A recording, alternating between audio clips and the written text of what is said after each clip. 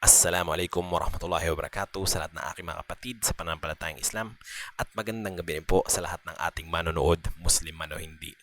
Ngayon po ay day 57 at welcome sa ating araw-araw na pagbabasa ng banal na Quran sa wikang Filipino. I-click nyo lamang po ang aking profile para sa mga naunang part ng ating pagbabasa. Hinihikayat ko po kayo makibasa at magnilay kasama ko sa mga salita ni Allah na gabay para sa katauhan. Ipagpapatuloy po natin ang pagbabasa kung saan po tayo nagtapos kagabi. A'udzubillahi minasyaitonirrajim. Bismillahirrahmanirrahim.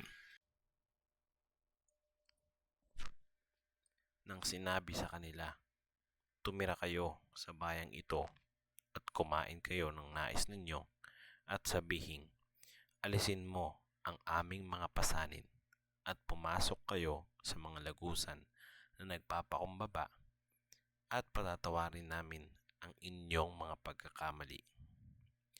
Daragdagan namin ng kabutihan ang mabubuti at pinalitan ng mga makasalanan na kabilang sa kanila ang salita liban pa sa sinabi sa kanila.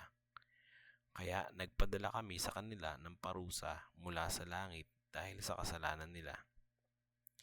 Tanungin mo sila tungkol sa bayan na malapit sa dagat nang sila ay sumuway sa Sabath na dumarating sa kanila ang kanilang isda ng hayagan sa araw ng kanilang panginin at hindi dumarating sa iba pang araw.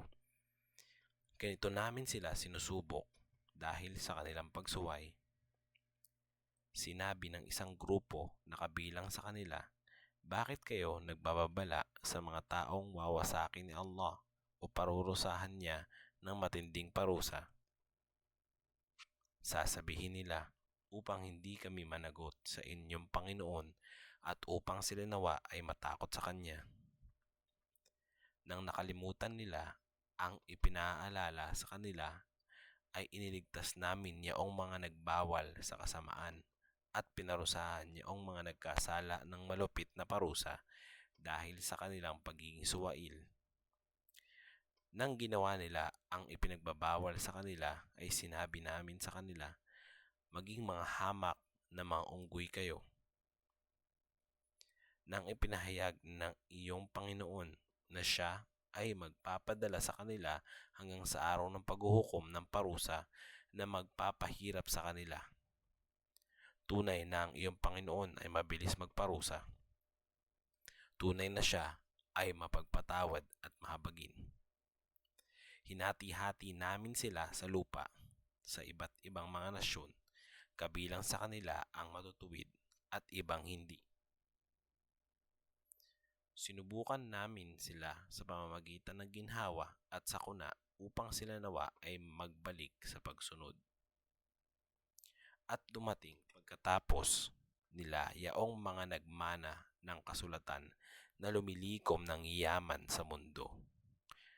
Kahit sa mga ipinagbabawal na paraan at nagsasabing, ito ay patatawarin para sa amin. Kung may alok sa kanila na tulad nito, ay kukunin nila ito. Hindi ba't kinuha mula sa kanila ang kasunduan sa aklat na hindi sila magsasabi ng anuman tungkol kay Allah, liban pa sa katotohanan at pag-aaralan nila ang mga nilalaman nito? Ang tahanan sa kabilang buhay ay mas mainam para sa mga may takot kay Allah. Hindi ba kayo nag-iisip? Yaong mga mahigpit na kumakapit sa aklat at nagtataguyod ng obligadong pagdarasal ay tunay na hindi namin pawawalang saysay ng gantimpala ng mga nagsasaayos. Nang iniangat namin ang bundok sa ibabaw nila na parang maitim na ulap at inakala nila na ito ay babagsak sa kanila. Sinabi ni Allah, kunin ninyo ang ibinigay namin sa inyo ng may paninindigan at alalahanin ninyo ang nilalaman nito upang kayo nawa ay matakot kay Allah. Kinuha ng iyong Panginoon mula sa angkan ni Adan, mula sa kanilang mga gulugod ang kanilang mga inapo at pinasaksi sila sa kanilang mga sarili. Hindi ba ako ang inyong Panginoon? Sinabi nila, oo, sumaksi kami. Ito ay dahil sa maaaring sasabihin ninyo sa araw ng paghuhukom na tunay na kami ay hindi nakaalam nito.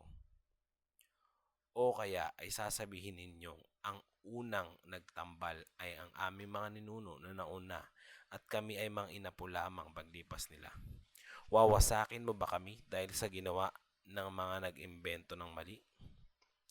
Ganito namin nililinaw ang mga talata upang sila nawa ay magbalik.